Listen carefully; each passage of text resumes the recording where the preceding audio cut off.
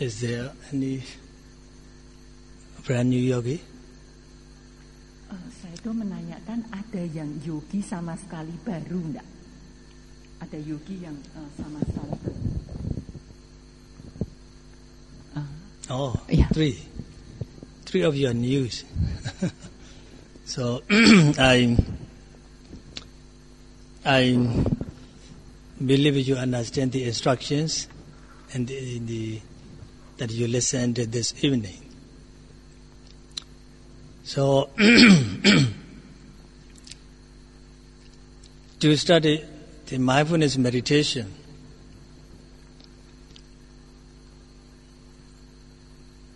you have to follow 3 S's in English. 3 S in English. That is, the first S is slow down. That's the first S. The second S is, if you really need to talk to someone, talk shortly. And the last one is, when you talk to someone, talk softly. That means very low voice. These 3 S's must be followed. Actually, in the retreat, talking is not allowed.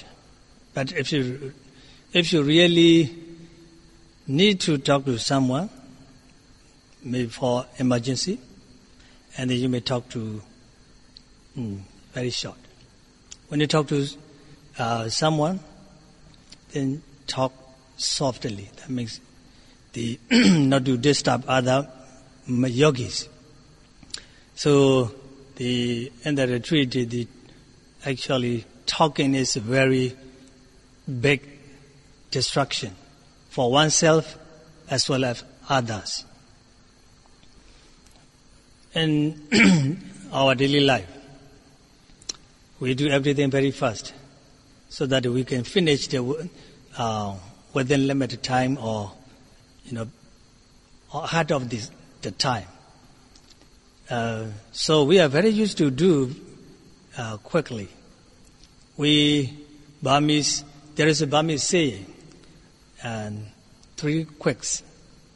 And that is, go quickly, come quickly, and eat quickly. We are very used to do everything quickly. But when you come to the meditation center, everything is just opposite. Go slowly, come slowly, and eat slowly, or go with mindfulness, and come with mindfulness, and eat mindfulness.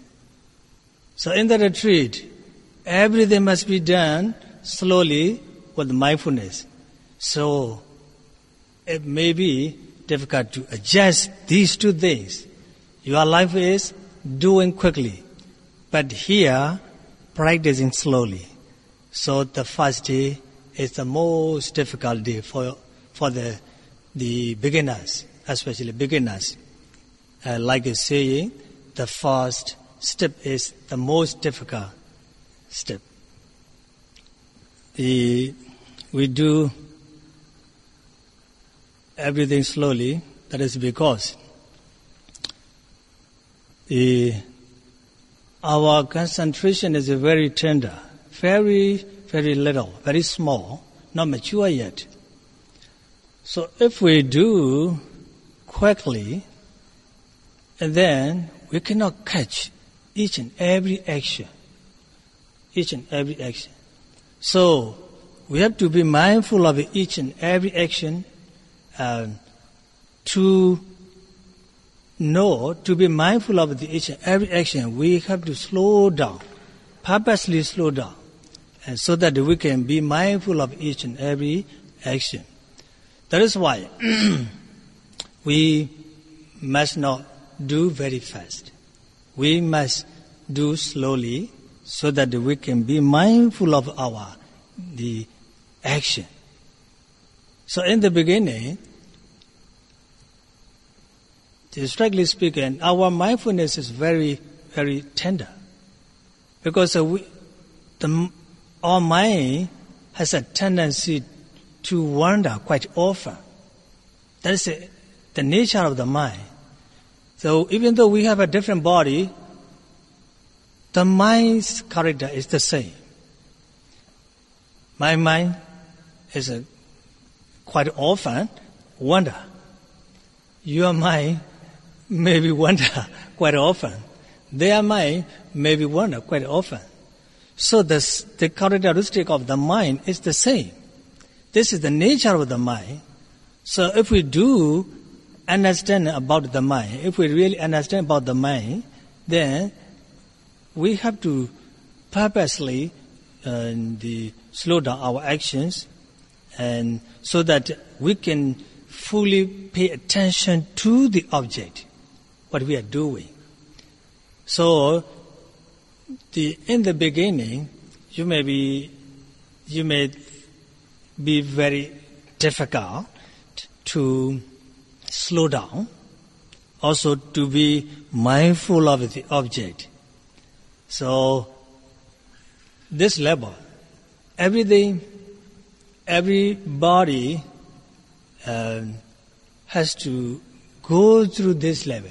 Nobody can escape this level. So don't think that you are alone to have this kind of problem.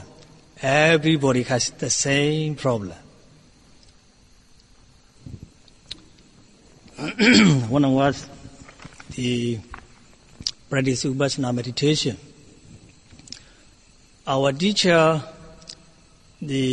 seems to be always mindful.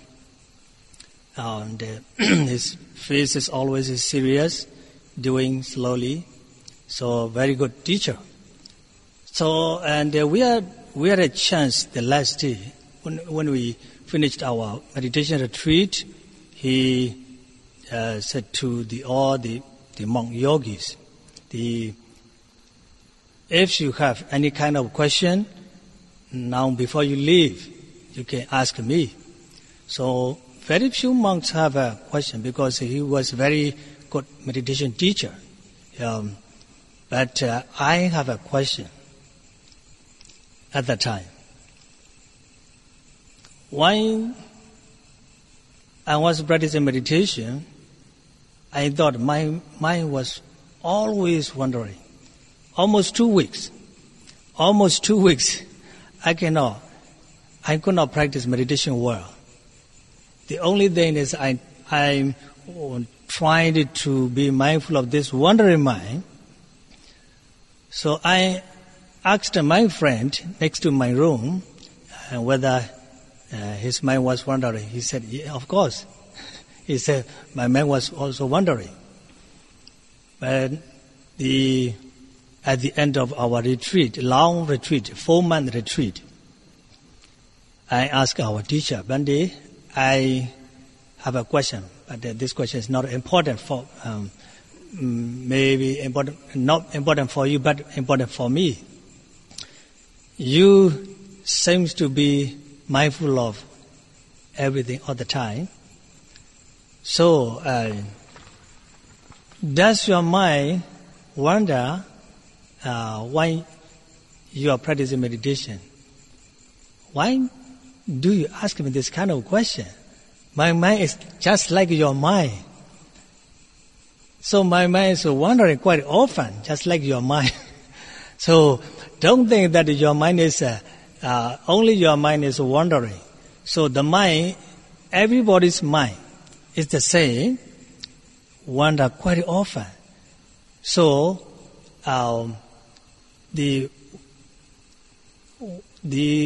what he wanted to say is that we are in the same boat. That means we have the same problem. So we have to overcome this problem. That's a common problem. So wandering mind is the common problem of the yogi, and also Second problem is a painful sensation. That is common problem. So these two problems must be overcome by the yogi. So if we cannot overcome these two problems, and then you will be behind of others. Sometimes if you be discouraged, when you have wandering minds or the painful sensations, and you almost give up your meditation, then you may say to yourself, this moment is very good moment. This life is a very good life. So to encourage yourself, especially all of yogis now, especially all of yogis, because the opportunity may not come to us all the time. So we have to know what is an opportune moment, what is it not an opportune moment. So we have to know these two things. So to know that, I would like to explain about eight opportune moments and the Anguttara Nikaya. Most of the people say that if they don't have a chance to do merits, and then they may say, I don't have much parami, accumulated in the past life. Or if they cannot do meditation properly, and then they may say that I may not have a good parami and they did in the past. So this moment, you may check yourself according to this sutta. The first and opportune moment is why the Buddha appears in this world, and the Buddha gives Dhamma talks to the beings. This Dhamma talk is leading to the Nirvana. That means that the Buddha appears in the world. Beings have a chance to listen to the Dhamma talk from the Buddha. But this person has been reborn in the hell. So this is the first and opportune moment, and that is not good occasion for living the spiritual life. The second person, why the Buddha appears in the world, giving the Dhammas to the beings. This person has been reborn in the realm of an animal. That means this person has been reborn as an animal. So he lost his opportunity. The first person, this person has been reborn in the hell, and second person has been reborn in the animal realm. So they lost the opportunity simply because they are animal. Simply because they are born, he or she has been born in the hell. Another person, the third person, has been reborn in the realm of a ghost. Some ghost sometimes, very, very rare times, has a chance to see the monks or the Buddha, but very, very few. Mostly their lives are all the time suffering. So why the Buddha appears in the world? So this person has been reborn in the realm of the ghost. That is the third person. And the fourth person has been reborn in the very long-lived Deva. That is Asanya Saddha. Asanya Saddha means actually this person is a Brahma. Brahma is a good life. But the problem is that this realm, they don't have the mind. They have only the body, just like a statue. That is why when the Buddha appears in the world, let's say in the human world, they cannot come down to see the Buddha or to listen to the Dhamma because they don't have mind. They lost the opportunity. That is the fourth person. The next person is has been reborn in the outlying provinces or very far away from the city and villages. So the area is very far away from the city. The bhikkhus and bhikkhunis, upasaka and upasika are not able to reach there because they are very far away from the city, from the villages or the cities. There is no way to reach there. And their life is like the barbarian or like the people in the Stone Age. They are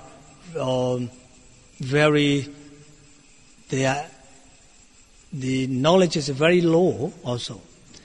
So if a person has been reborn in this kind of area, and then it is very difficult to to listen the Dhamma from the Buddha, from the disciples or from the lay people.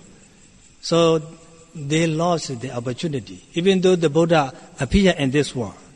So their place is very far away. So they lost the opportunity. That is the fifth persons who lost the opportunity. Another person, number 6.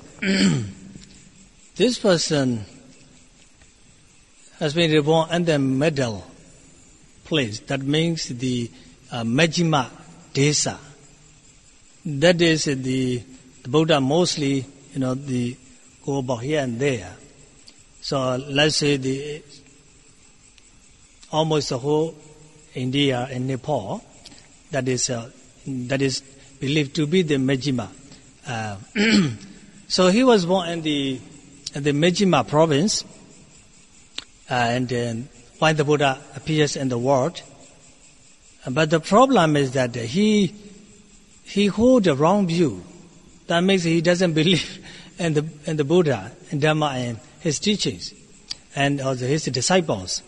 So even though he has a chance to see the Buddha, to listen to the Dhamma, but he doesn't believe in the trouble germs.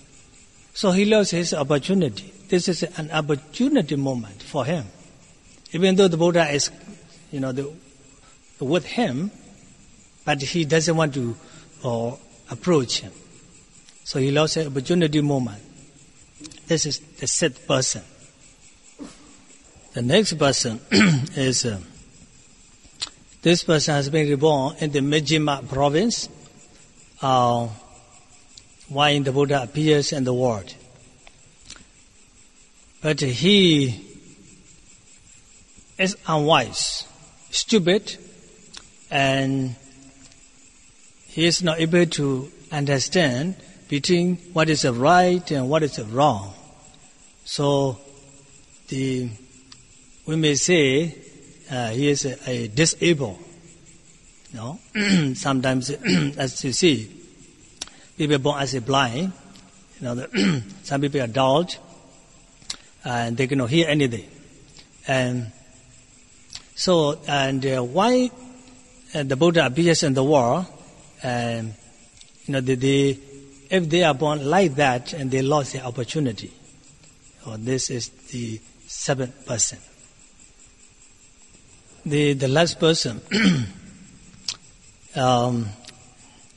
he has been reborn in the Majjhima province, and he is wise, very intelligent. But when he was born as a human being, the Buddha does not appear in the world. Just missed with the Buddha. So there are two sides. So preacher and listener. So the preacher side, the preacher is the Buddha. The listener side, this person must be reborn, let's say in the human world, or maybe Deva world. And this person must be able to understand the Dhamma. But in this case, from the listener side, he is perfect. He is wise, intelligent. He has been reborn in the Majjhima province, that where the Buddha mostly go around. But at that time, there is no Buddha in the world. So this is the 8th and opportune moment. That is not the right occasion for to practice the religious life. So there are 8 and opportune moments. The first one is why the Buddha appears in the world. This person has been reborn in the hell. Next person has been reborn in the animal realm. And the third person has been reborn in the realm of the ghost. Then the next person has been reborn in the long-lived Deva. That is Asanya Sada. The next person has been reborn in the outlying provinces or very far away from the cities and villages. The next person born in the Majjhima province, but he holds the wrong view. He doesn't believe the Buddhism, I would say. And the next person has been reborn as a disabled person, and he is not able to understand the right and wrong, whatever. Everything he knows is to eat and to sleep. That's all. So, and then the last person, this person has been reborn in the Majjhima province, and he is very intelligent, but at that time the Buddha is not in the world. The Buddha does not appear in the world. So if a person falls into these 8 opportune moments, then he or she lost this the good opportune moment. So when we check ourselves, when you check yourself, now you are not in the hell. That's sure, right? And now you are not animal. You are not hungry ghost. You are not the Asanya Sata Brahma, or very long-lived Brahma. And you are not in the remote area, and where there is no access to reach there. Nobody can reach there. And you are not you don't have a wrong view, and you are not a disabled person. And these days, even the Buddha even the Buddha passed away, his teachings are still intact. So, and you are not away from the Buddha's teaching. So you are not fall into one of these, the opportune moments. That means your life is full of opportunity. You are free from these opportune moments. That means that you are in the opportune moment, not in opportune moment. So you have a parami. That is why you meet with the teachings of the Buddha. Even though the Buddha passed away, and then you can learn his teachings, you can practice his teachings. That is why you are now in the good opportune moments. But you have to know that opportune moments in your hands. If you don't know the opportunities are in your hands, the opportunities are coming into you, towards you. If you don't take these opportune moments, and then the opportune moments will pass by, or you will miss the opportune moments. So you have to say to yourself, hey, you are full of opportunity. You have a parami accumulated in the past. So the only thing is to the try hard, or do the meditation until you reach the goal.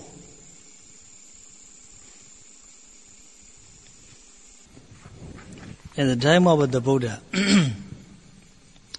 the person, his name is Pesa. He came to the Buddha. He was elephant trainer because his father was an elephant trainer. So his father passed away. He began to be elephant trainer. One day, he with his friend came to the Buddha. And they exchanged the greeting words. After that, he told the Buddha, Bandi, I'm an elephant trainer. I know very well about the elephant or animals. The animals are very easy.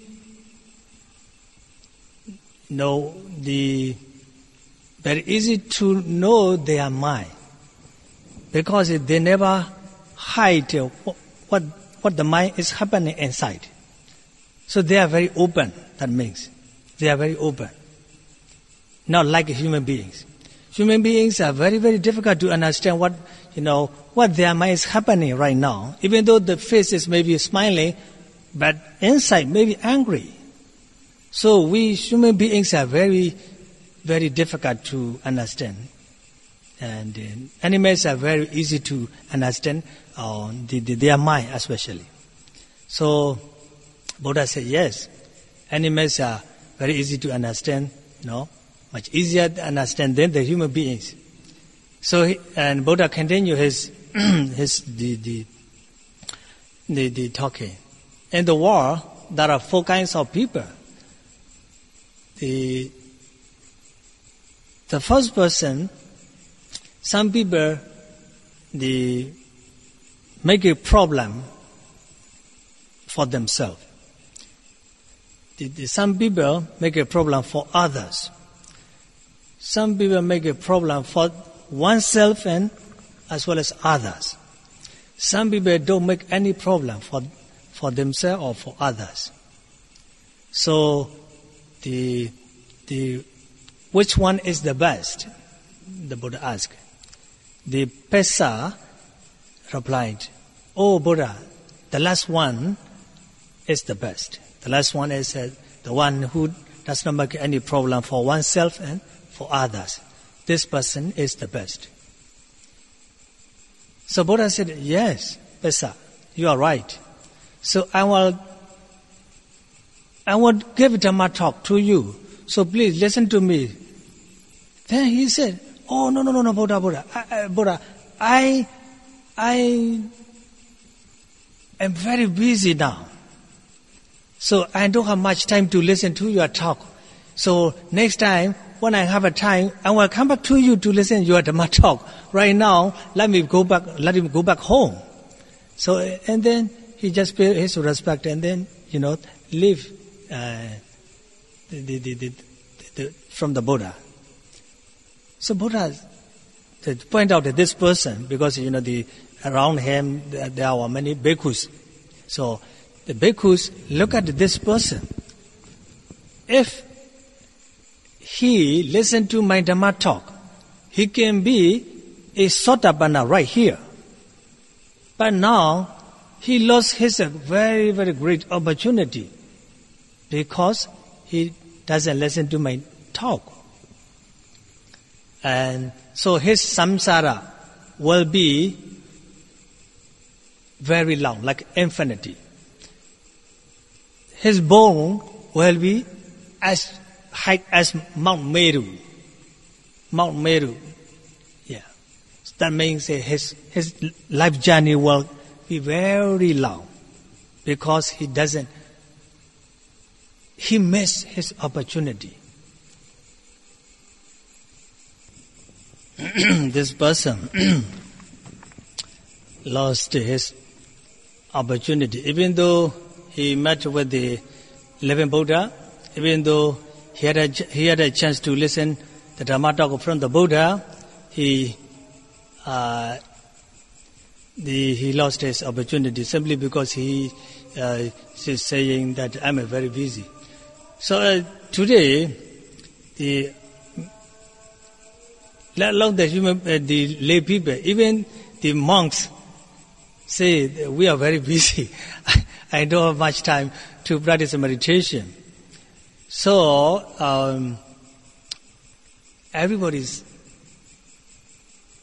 almost everybody say we are busy. So we should think about the person who are in the cemetery now, underground. So we can ask them, we can go to the cemetery and ask them, did you die when you finished everything you have to do?